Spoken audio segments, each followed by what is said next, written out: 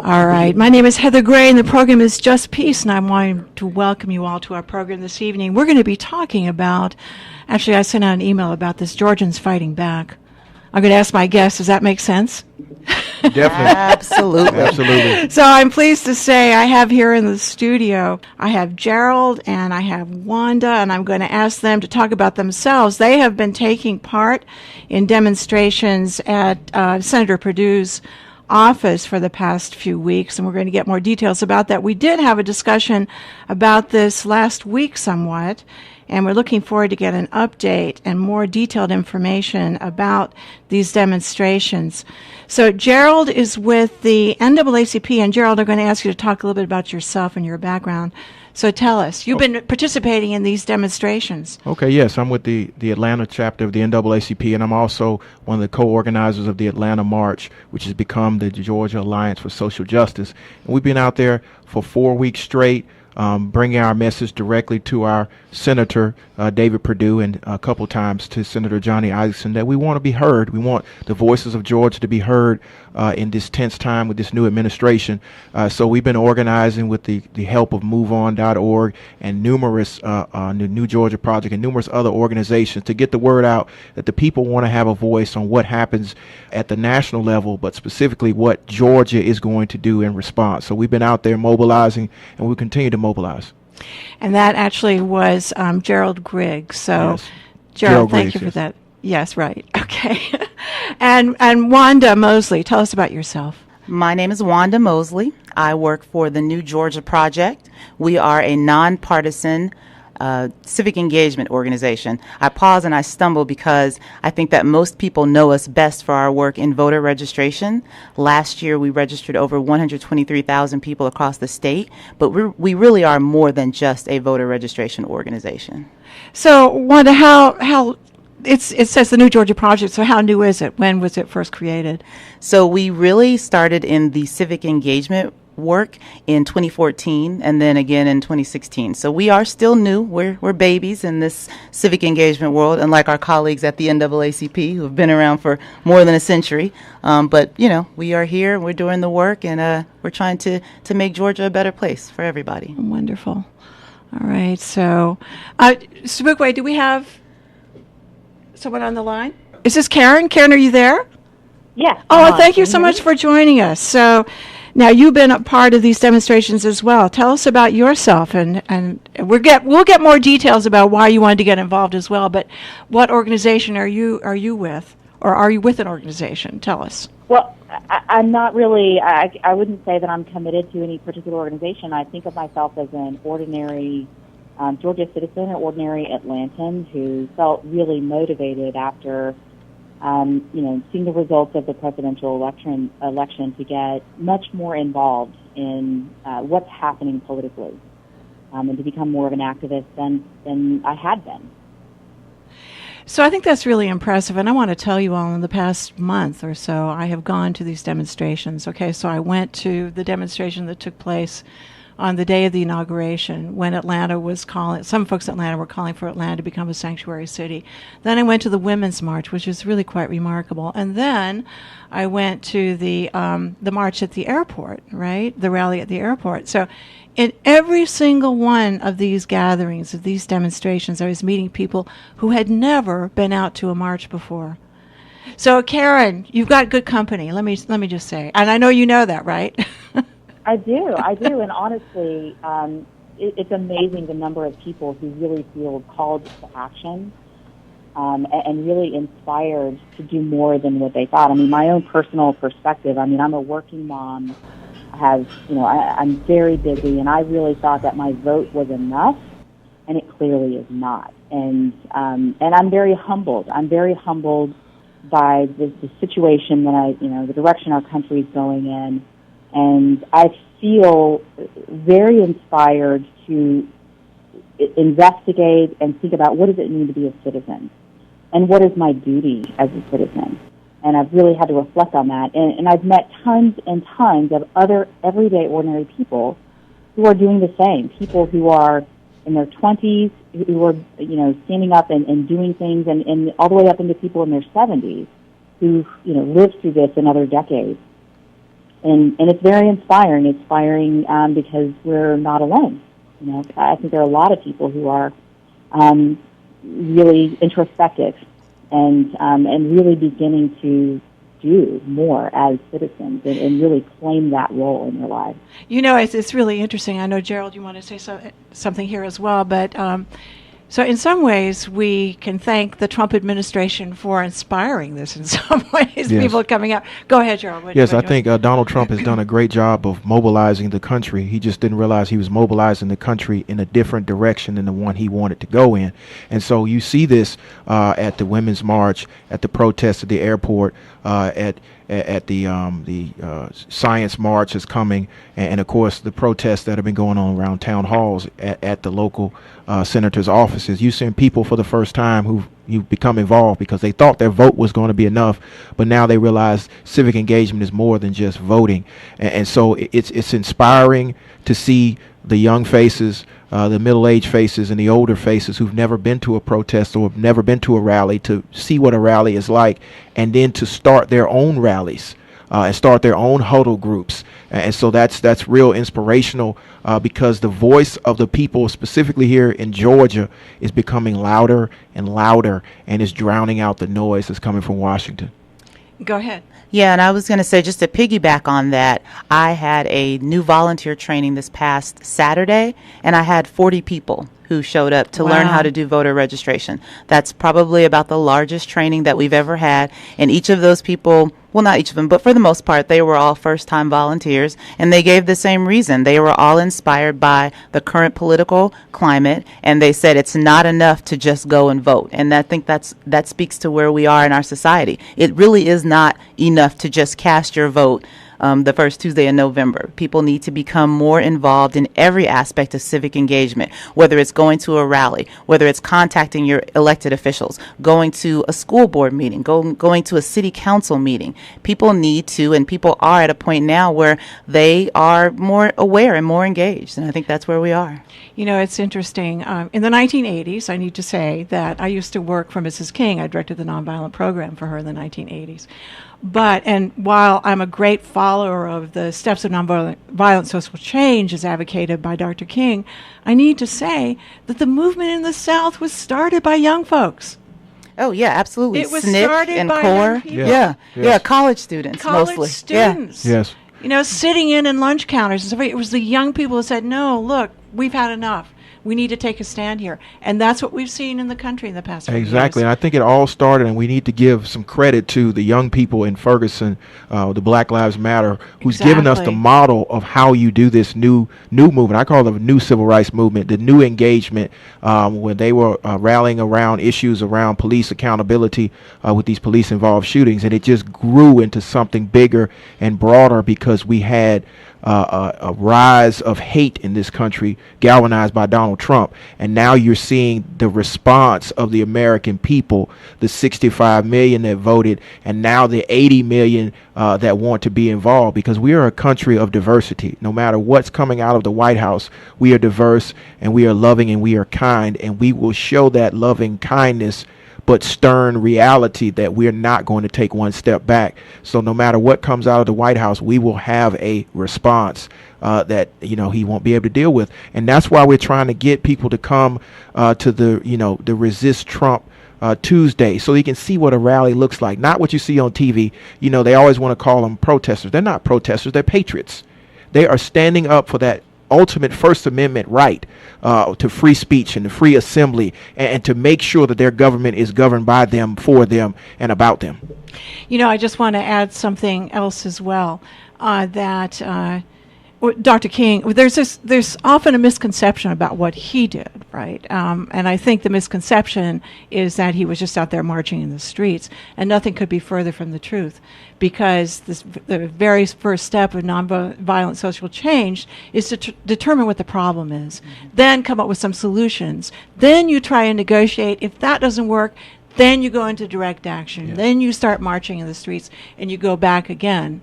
Yes. With your and reassess where you are on it. And that's one of the things that impresses me about a lot of the demonstrations today is that, and Black Lives Matter, so they have an excellent platform. Yes. But people have ideas on what needs to be changed. Am I right? Yes, you're exactly right. And they have platforms, they have policy goals, and they actually have legislation. I was just at a Black Lives Matter direct action at the city council around the issue of police accountability, where they presented their own legislation on what they believe transparency should look like in Atlanta. So it's things like that, things that the news media really does not show about the protests, the teach-ins that occur at a protest or at a rally, the civic engagement, the voter registration, the candidate development that's actually going on in the streets. And it's so great to be alive at this particular time, because you have people that were a part of the civil rights movement now teaching the Black Lives Matter rally members, the Bernie people. I mean, all these great groups that are coming together, galvanized to make Georgia a more progressive place and to change the face of our policy. We're going to take a quick break just now. We'll be back in just a moment. And Karen, we're going to get back with you as well. I wanted to thank everyone again. I want to tell everybody that we have here in the studio Wanda Mosley and Gerald Griggs and also Karen Miller on the phone. And we're talking about the demonstrations that have been taking place at the David Perdue. We have a few of these Perdues here in Georgia. Yeah, too many. Senator David Perdue's office, but also Johnny Isaacson's as well, the other senator from Georgia. And so, Karen, do you want to add in here based on some of the discussion we've had? Yeah, with having ordinary citizens do more than what they, normally have ever done, or, if they've never been to a protest, I always encourage the concerned folks to try it out, and I reassure them. I said it's very inspiring to stand in a group of like-minded people who have a concern, who want something from their government that represents them, to be standing together and asking for it in a peaceful, nonviolent, respectful way. And it's very energizing. So I always encourage people to take a chance, try it. Some people are like, well, I'm not a protest person, or, well, maybe you're a rally. Show up 5 minutes, give it 5 minutes, see how you feel about it, stay a little bit longer. And, and I have that same kind of encouragement with doing new things for the first time, like calling your representative, right, and asking for what you want. So, I think this is an age of daring yourself to do new things that you've never done before in interacting with government, and it's an opportunity to experiment. And certainly, I've been experimenting with activism since the election. And good for you. Good for you. So, Wanda, you wanted to add something there. Yeah, one of the things that I wanted to add is that I think one of the things that we're starting to see with all these different protests that are taking place and rallies is that now a lot of them are actually related to a particular issue or a particular subject. So, for example, there was a rally today at Liberty Square specifically about health care. We mentioned earlier there was a rally at the airport was specifically in relation to the executive order with the Muslim ban. So it's not even just a matter of folks who are just angry. People are very specific and very about what they're looking for. Exactly. The demands they're wanting to make. Exactly. So we're actually at a point, thanks to social media, where you can kind of pick and choose what you want to rally for or against at this point. And now, apparently, in April, I think there's going to be a march by scientists. Yes. And there's a tax march as well. And people need to know that there's another big march coming Saturday, which is on healthcare. It's the Atlanta March for Healthcare. Mm-hmm. So it's starting to specialize into certain areas that we want to see actual policy change or policy implementation that fits a progressive mindset. Yeah. Okay, let's get back to the Perdue rallies again as well. Now, these are every Tuesday. Yes, every Tuesday at 12:30 at 191 Peachtree. We are in front of the office of Senator David Perdue, because he will not meet directly with his constituents. He will not set a town hall, nor will he have office hours with his constituency. So we are bringing the constituents to him. So now you're bringing the constituents to him. But are you meeting with some of the staff? We have had an opportunity to talk to some of the staff, but obviously we wanted to speak to the actual elected officials. And to Gerald's point, since they are not allowing a forum for us, we're creating our own. And the theme for this Tuesday's rally is a town hall. Since they won't come to us, we are going to stage a town hall with questions. And we are going to see if we can get some answers. Some of the questions I believe we've already sent to some of the staff. Yes. And we're going to submit some more of the questions to the staff. And we are going to demand answers to these questions. It will be the people's town hall. And what our elected officials have failed to realize is this is the people's government. And so we're going to bring the people and the people's questions directly to them. It's not government like it used to be. This is new form government. This is we the people are going to hold the powerful accountable. And we're going to hold them accountable every single week. Now, I heard that one of the staff people at a woman at Senator Perdue's office said, yes, the NAACP is a part of this, but the people coming here are not listening to the white man enough. That's what I heard. Yeah, statements like that were made, and what we at the NAACP have always stated is we deal with issues that affect the entire community. So we listen to all voices, unlike some people who say they listen to one voice, but then they don't want to meet. So we're not going to get into tit for tat with them. What we're going to say is we're going to bring all the people, and we're going to bring them to his office, and he's going to meet with them. And if he doesn't meet with them, we're going to have our own town halls. Mm-hmm. And then if he doesn't come to the town halls, then we're going to go to the fundraisers. Mm-hmm. We're going to make sure he understands that in Georgia, it's about Georgians. It's not about some policies in Washington that have nothing to do with Georgia or Georgia's voters. Yeah, and I have to say, as a citizen, I find it appalling to be represented by a senator that is not open to hearing from constituents and who is schooling constituents on who they should be listening to. Well, I have no idea how Senator Perdue intends to govern effectively for Georgia without listening to Georgians, without having a conversation. Yes, one would think, coming right? back and hearing, yeah. I would think he'd be interested in talking with his constituents. You would think so. Well, now, one of the things I know that, let me just ask all of you, one of the things I also heard that one of the staff members said is that this is probably a, quote, manufactured demonstration and that it was probably funded by George Soros. Well, I can tell you nothing's further than the truth. We are paying for this out of our own pockets the same way that we pay those salaries through our own taxes. So it's nothing manufactured about this. People are using their own gas and taking off from their own jobs to come down to make sure that our elected official does his job. We shouldn't have to do this. When we call, you should answer our calls. When we email, you should answer our email. When we tweet, you should answer our tweet. When we call for a town hall, when your boss, the American people, the Georgians who voted for you, call for a town hall, you should hop on that plane from Washington, D.C. and meet us wherever we are, because, again, we're going to continue to call and we're going to remember this when it's time to vote. Yeah, I mean, it couldn't be further from the truth. These are, like Karen said, like Gerald said, everyday citizens, people who vote, people who are civically engaged, people are bringing their homemade signs, people are taking off on their lunch break, people are paying a lot of money to park downtown. So no one is being paid for this. People are inspired, people are energized, people are angry, and people are, fed up, and they're also motivated. So, like Gerald said, if our elected officials won't come to us, we'll come to them. And, with the advent of social media, it's not hard to find people either. So, like Gerald said, a ribbon cutting, a fundraiser, yeah, expect to see us there. Donuts with David, you expect us to be there. Yeah, with our homemade signs. With our homemade signs.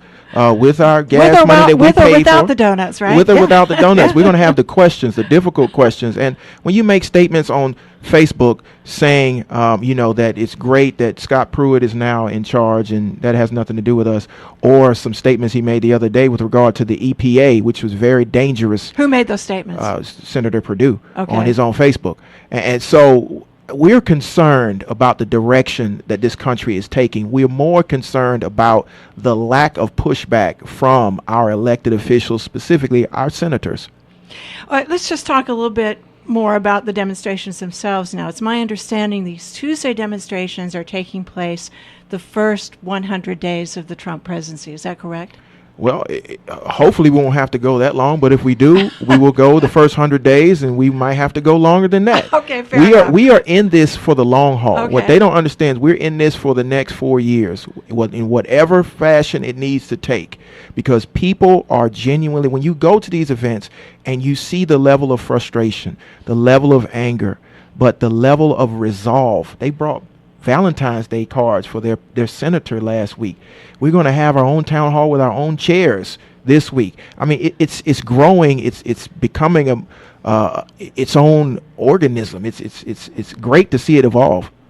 Now, Karen, I want to just ask you a question. I would appreciate Gerald bringing up the Valentine cards, because I understand that people took to the demonstration like, I love the Affordable Care Act and so forth. So were you doing that as well? Were you a part of that? Or could you give some other messages that people were giving on Valentine's Day? Yeah, I was a part of that. I showed up at the rally, and I stayed up the night before and finished my special Valentine's, letting Senator Perdue know the things that I cared about as his constituent.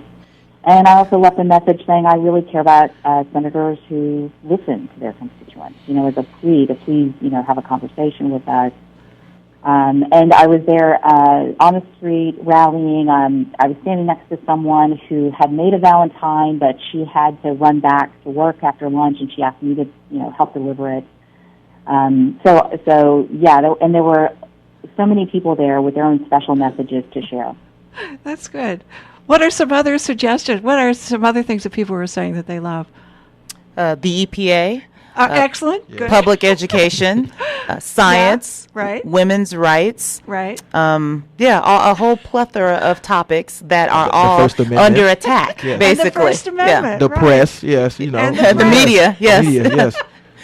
We love real media. Real media and not fake news. Yeah, people who are trained journalists, Yes. people who fact check, people who use resources to confirm things that they share with the public. Yeah, things like that. And people that understand that there are no terror attacks in Sweden nor Atlanta. We don't want any more alternative facts. Yeah, no terror attacks in Atlanta. Yes. You'd have to go back to, I guess, the Olympics back in '96, and that was homegrown. That was domestic Yeah, terrorism, that was which we don't want homegrown. to talk about. We want to talk about domestic terrorism. Yeah. Yeah. I guess that's fake news. I don't know. think that's fake news. We have to figure out what's fake news or not, right? Yeah. When you got the What's biggest. the difference between fake news and alternative news? Well, they're both lies. Yeah, they're both lies. Because I actually have a degree from a journalism school at TCU, and I promise you, if I submitted a story for the TCU Daily Skiff and I decided that I didn't want to list sources, I would get a big fat F. Not for fake news, but for failure. Yes. I guess Donald Trump didn't go to journalism school. Clearly not. And I don't think that, well, I won't go there. But And I mean, here's the biggest issue. If we really want to talk about terrorism, we have the biggest terrorist in the White House with Steve Bannon. I mean, when you have a known nationalist, and the nationalism is just a nice way of saying racist or white supremacist, and you're not dealing with that issue, then we have a real issue. I mean, when you're not on the day we're commemorating the Holocaust, not even mentioning Jewish people, there's a problem. But now you want to run off and say that there are terrorists from these 7 nations, none of which actually attacked the United States. Yeah, It's there an has issue. not been any violent incident in the United States from any of those countries, No. is my understanding. No, it's a Muslim ban. That's Yeah, exactly what it is, which right, is unconstitutional. Right. Yep, that's what it was on the campaign trail, and that's what it is today, in fact. And that's why it was voted. That's why the judges decided that it's not constitutional. Exactly. All right. I just want listeners to know that you are listening to WRFG Atlanta 89.3 FM. My name is Heather Gray, and the program is Just Peace. And before we go any further, I want you to know that the opinions expressed on Just Peace do not necessarily reflect those of Radio Free Georgia Broadcasting Foundation Incorporated, staff or volunteers. And I have here in the studio, I have 3 guests and Karen Miller on the phone. Actually, she's one of the guests, along with Gerald Griggs and Wanda Mosley here in the studio with me. And they have been a part of these demonstrations outside Senator David Perdue's office for how many weeks now? I guess this will be the 5th This week. will be the 5th week. The fifth yes. week. Fifth right. week. And the plan is apparently to continue with these demonstrations for the first 100 days of the Trump administration. And as Gerald says, maybe more than that as well, It depending may on be what more than that. happens here with the senator. So now, if people are wanting to get more information about these demonstrations, what should they do? And that's great. That's a great question. We have a clearinghouse. If you go on Facebook and you request to be invited into a group, it's called the Georgia Alliance for Social Justice. The website will be up very soon. But if you go on Facebook and click on that group, you will get a list of all the actions that are taking place around the city and around the state. We are making it very simple. to know about the marches, to know about the rallies, to know about the trainings, and to know about any issues around voting or voter registration or anything you want to know to become more civically engaged. It's the Georgia Alliance for Social Justice. It's on Facebook, it's on Instagram, and it's also on Twitter is the best place to go. Now, these demonstrations have also been very diverse, right? Yes, very. We've had, I call them the wisdom generation. That's older people over 55. We've had professionals from 30 to 50, and then we've had young people, the energy generation from 18 on up, and we've had every hue in the spectrum. I've never seen a more diverse coalition of people that are interested in what's going on in America. We've had the real American melting pot: black, white, Asian, Muslim. We've had Native Americans. We've had people of different faiths. So it's really nice and diverse to see the group. It looks like what America should look like. Yeah. Go ahead. Yeah, and I was just going to say that I think it's also a great opportunity for folks who want to come out and share some information. We pass the bullhorn, the megaphone, so to speak. So those who want to share some information are allowed to do so. And it's also an opportunity for folks to come out and learn. You know, we try to make sure that we invite speakers and we allow folks to come who have some information to share.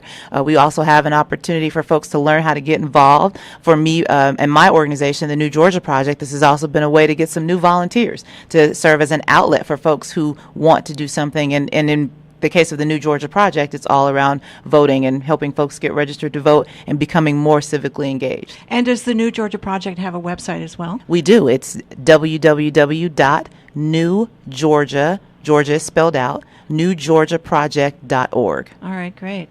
So, Karen, would you like to add anything else to what we've said here? I'm sorry you're not in the studio with us, but I'm going to ask you that question. Go ahead. No, I'm really glad to join you guys by phone. And, I think this is, again, a new age of political activism for your everyday citizen. I started a community group. I started organizing my neighbors. Because we would have conversations over the fence post about how devastated we were, how concerned we were for the safety of some of our other neighbors with the new administration, and what were we going to do to take action where we could to protect those who were really vulnerable. So what are you doing? Are you having gatherings at various houses in your neighborhood? How's that working? Yep. We meet on a weekly basis, and we talk about what are some of the actions that are coming up in the next week that, we inform each other about issues. We inform each other about state legislation that's coming up as of interest. For example, there was legislation HB 51 related to how colleges would be able to discipline or not discipline or try felonies related to sexual assault, and we all got active and talked to our local representatives. And we probably wouldn't have known about it had we not created this informal network. Oh, that's wonderful. And I'll tell you what's really important is, I said we felt devastated, but when we take positive action, when we do something, it really makes us feel a lot better because we are engaging in shaping and changing the potential future outcomes. So let me ask you this. It doesn't take a lot. Is this the first time some of your neighbors have done this kind of thing as well? Yes, yeah. Most of the neighbors involved in this group, I think this is relatively new. We do have a couple of seasoned, salty old activists who've done it for a long time, and we look to them as, they give us advice, we hear from their experience, but also we serve as an energizing inspiration to them because we're new and we ask the newbie questions, and but I think it's also reassuring to them to see how much more active our neighborhood is. All right, so thank you for that. Gerald, let me just ask about the National NAACP as well, what it's been up to since the Trump administration started. What are some of their actions? They've been up to a lot. I know. Our CEO has been arrested twice for sit-ins around Jeff Sessions. Is that in Washington? No. Well, one was in Washington and one was in Alabama, where they went down with the state conference, the Alabama State Conference, and sat in his office to bring awareness around his abysmal civil rights record, background. Altogether. Yeah. And so they've been doing that. They've been actively resisting. They've been telling branches that we are about the business of civil disobedience, so we need to be more engaged. And that's why you see a lot of the branch presidents out on the front lines, All over the country? All over the country, actively in their communities, teaching people proper civil disobedience, but actually leading the movement. So you've seen a re-energizing of the NAACP around issues that we've been doing for 100 years, and also partnering with other groups that are on the ground. So the association's doing a lot around the issues of civil rights, because we don't want to see a withdrawal of those rights on all sectors and all intersections. It's occurred to me that with this huge response all over the country, that it also demonstrates that there has been a lot of change and a lot of concern over the years in terms of human rights, in terms of civil liberties and so forth. We are not at the pinnacle yet. We clearly have a lot more to do as far as racism and white supremacy and so forth is concerned. But still, we have made some progress, and I think that is reflected some in the concerns that people have.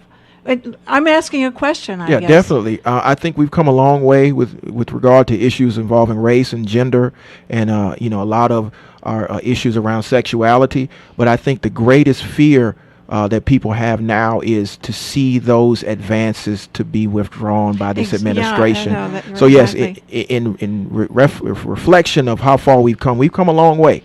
But we also realize the danger of going backwards. And I think that's why you've seen the energy around these issues, because we all realize that all of our issues are now intersecting.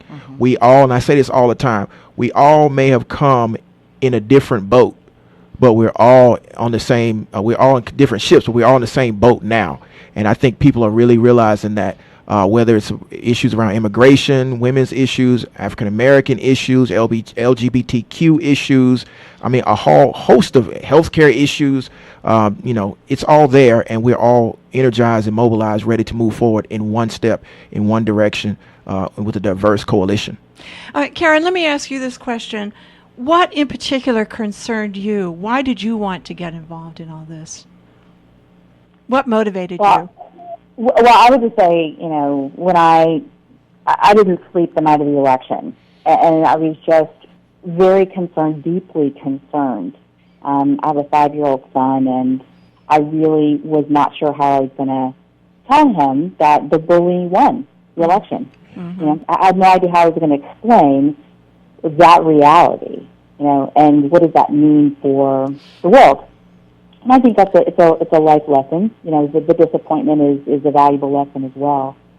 But that really concerned me. And what also concerned me, and just following on from Gerald's comment, is I really think people are going to get hurt in the short term. I think we've made, over, the past decades, we certainly have made many strides. And even in the past 20 years, if you see, or the past 10 years, a lot of the advances on LGBTQ rights, a lot of changes we didn't expect to see, and certainly so much farther to go. But I think there are a lot of people that have really believed in the criticality and importance of civil rights, and we're not going to go back. We are not going to let this go back. And maybe some of the laws are going to change. Maybe there are going to be some structural changes in the government, but from a society perspective, we're not going to let it go. And it's part of our culture now, and it's not going to change. So, but I think in the short term that there will be people who get hurt, and that hurts me. If you're, my opinion is, if you're not a white, straight Christian male, you have something that's vulnerable to this administration. And I don't want to, I want to lessen that damage as much as possible until we right the ship.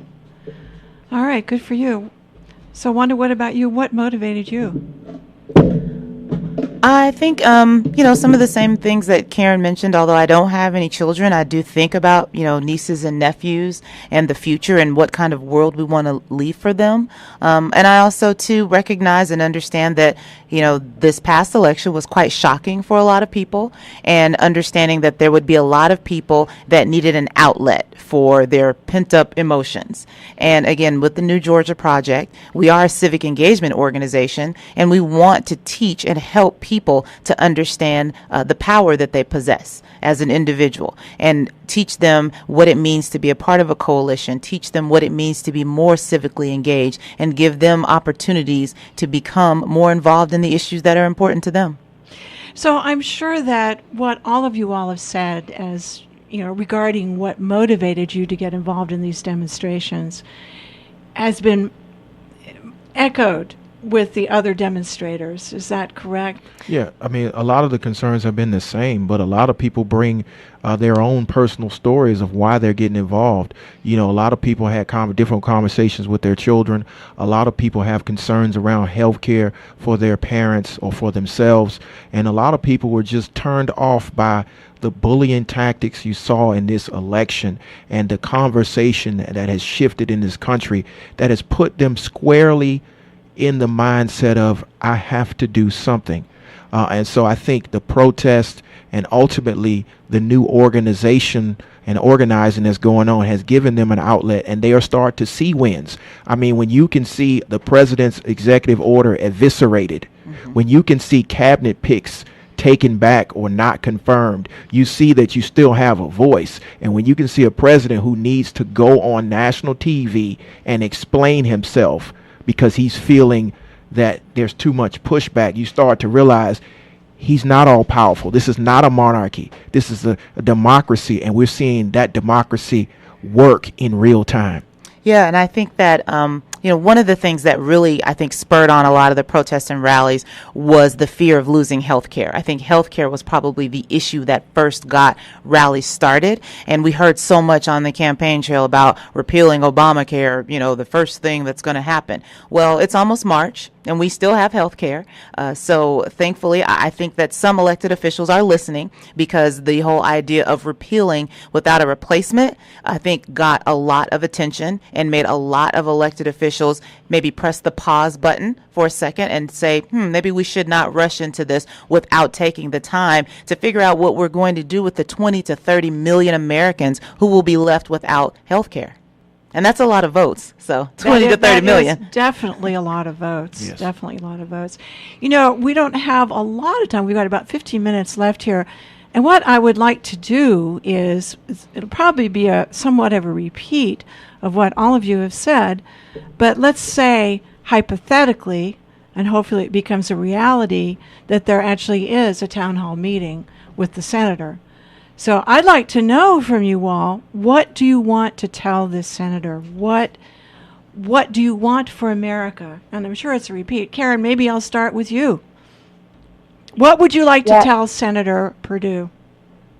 Yeah, I have a number of questions. The first thing that really has stuck with me is his vote to confirm Betsy DeVos, and I know that's passed and that's been done, but I want an explanation for how so many of his constituents voiced their concerns and why he went ahead and voted for her. So that's really what I want, is a better explanation for some of those. And then how is he going to hear what we want for any of his future votes or actions? And it boggles me. I just have no idea how he feels that he's connected with us in Georgia when he takes these actions. Okay, so we're going to take a break here, and we'll be back in just a moment. And we'll continue with this discussion about what you all would like to hear from and what you would like to tell Senator Perdue, and also Isaacson as well, right? Yes. Are you calling for a town hall meeting with Isaacson as well? Mm-hmm. Yes, we're calling for a town hall with both of them. Yes. Both of them together or separately or whatever? Whichever way we can get it. If it's both of them together, that'd be great. If it's one and the other, that's great, but we want to speak to them directly. And people can be contacting their senators themselves if they want to do that. Call, right? email, tweet. Okay. So we're going to take a quick break. We'll be back in just a moment.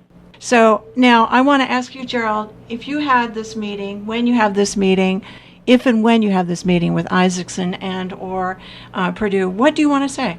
I mean, we want to ask directly, why did they vote to confirm Jeff Sessions? And I asked his chief of staff this same question, and she cited his work with him for the last 2 years, and I cited his lack of competent civil rights background and some of the things he's done with regard to civil rights, voting rights, and all these things, and there was really no answer. So as an African American male and also a representative of the NAACP, we want to know why, if you knew this person had an abysmal civil rights record, would you vote to confirm them? What are you saying to the millions of Georgians who are not, white males, what that means about them and what that means about their civil rights? And do you feel like you are a senator for them as well? So that would be the main question. Of course, I'd have questions about Betsy DeVos and the educational system, the EPA, but mainly on Jeff Sessions. It's right out there. It's for full display. You didn't want them to read Coretta Scott King's letter about him. What are you saying? That was interesting, wasn't it? Yes. Yeah. What are you saying at that point? So we want to know that answer directly. Right. Okay. So, Wanda, what would you want to say to the senator and or senators? Well, I think on a personal note, I'm definitely concerned about health care. For, again, 20 to 30 million Americans will be left without health care. But I also think that, my work with the New Georgia Project has really been enlightening in terms of learning a lot about voter suppression. We keep hearing a lot about voter fraud.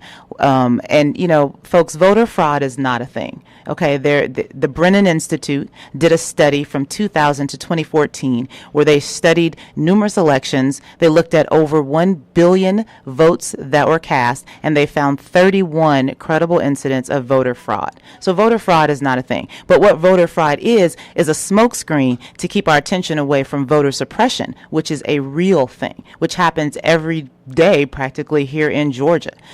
We don't understand why locally our elected officials won't make it easier for folks to get registered to vote and then give people more access to voting. Why do we have shortened time frames for early voting? Why don't we have more polling locations? Why can't I, as a citizen of Fulton County, vote at a polling location near my job as opposed to having to fight traffic to go home across town to vote at my assigned polling precinct? In this day and age, with all the technology that we have, I think it should be, a lot easier for folks to vote. Why isn't there an opportunity to have automatic voter registration like they do in Oregon, where when you turn 18, you're automatically registered to vote?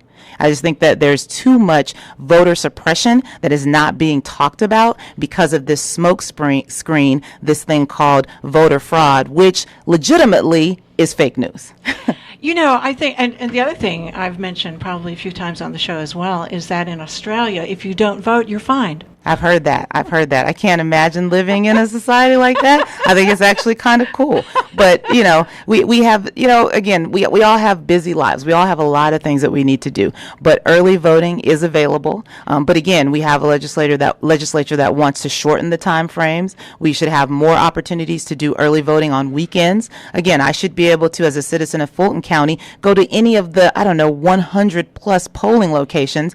I mean, I'm sure between my drive downtown to unincorporated or the new city of South Fulton, I must pass about 30 or 40 different polling precincts that I could stop at and cast my vote. You know what I'd like to do, Wanda? Now, on Just Peace, we've had a lot of shows about voting issues and certainly the Voting Rights Act and so forth. One of the primary persons is Lachlan McDonald, who's used to be the head of the ACLU's Voting Rights Project. But talking about all the various issues surrounding the Voting Rights Act and so forth, but I'd like to have a program talking about different models in various states, about how states help people get registered and to vote. Yeah, absolutely. I mean, Georgians should learn more about that because that's not something we're educating people. Yeah, absolutely. And we should. Am I right? Yeah, and we should talk a lot about, some of the systemic things that are in place that make it more difficult for people to vote. We can talk about the lawsuit that was settled against the Secretary of State with using the matching, the government databases to match people and their voter registration applications, and why that was so disproportionately detrimental to people of color. And we can also see democracy in action with the special election that's coming up in April to elect a new congressman to take the seat vacated by Tom Price once he became part of the cabinet. And so I think people need to understand that the election, I believe, is April the 16th. April 18th. April 18th. So they need to make sure they're registered to vote. The last day of voter registration is March 20th. Yep. And early voting starts March 27th. It's the first election since the new administration. It's an opportunity for Georgia to send a message that we need to participate, and we need to make sure that we hold our elected officials accountable in the one place that they really listen, and that's the ballot box. So, the interesting thing is, as they started changing things after we saw the degradation of the Voting Rights Act in Alabama, they started demanding all of these qualifications or IDs and so forth. And one of those, of course, was a driver's license. And then they deliberately, apparently, started closing some of the places where you could get your driver's license, making it more difficult for people to get their driver's license. So we do need to document all of these things and have more of a dialogue about it all, I think. Yes, we definitely do. Definitely. Yeah, right. Yeah, we would love to come back and talk about that, Heather. Is that an invitation? Yes, it's an invitation. I accept. And we're always ready, willing to talk, and I do think we want to talk about that. All right, so Karen, do you want to add anything that we've already talked about here?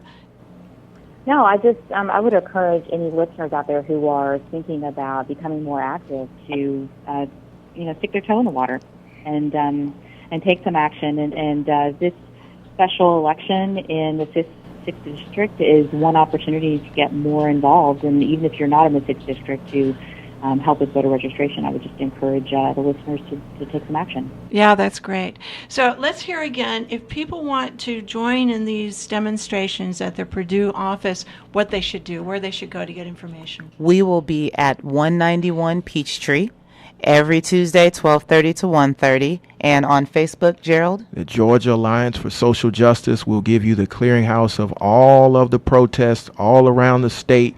So if you want to know when they're having a town hall, when they're having office hours, when we're having a protest, a march, you want to learn how to get training, you want to learn about the next elections, a voter registration, whatever you need, it's a clearinghouse, the Georgia Alliance for Social Justice, or you can always go to any of the NAACP's pages. But we need people to get involved. It's your time. It's our time. If you don't do it now, when are you going to do it? And like I always say, we don't need to take one step back. Well, I'm wanting to thank you all so much for joining us this evening. And there is a demonstration tomorrow, right? Absolutely. Yes, and we, absolutely. have this global warming to thank for all the awesome weather that we've been having. So What, that climate change? I don't think that's a real thing. Oh, Is that that's fake right. news? The Chinese made that up. fake Yeah, Sorry. that's fake Yeah. news. Yeah. And at the demonstrations, you have a megaphone where people can say things as well, right? Yes, Absolutely. we actually have 2 megaphones now. So. Yeah. And, I think people will be surprised at the atmosphere and what goes on at these events. I mean, it's like a lunch break party. We have, chants and information, and we have a lot of energy and a lot of people. And like Gerald said, a real diverse group of people. So come on out and join us. It's a fun way to spend an hour on a Tuesday. Exactly. You should come spend your lunch break with us every Tuesday, 12:30 to 1:30, 191 Peachtree. They got good food, eating places around. You can bring your lunch.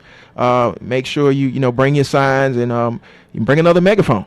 And bring a friend. Yeah, bring a friend. And bring a friend, and it starts at 12:30. 12:30, yes. 12:30. All right. Karen and Wanda and Gerald, I want to thank you all so much for sharing this with us, and thanks for your great work.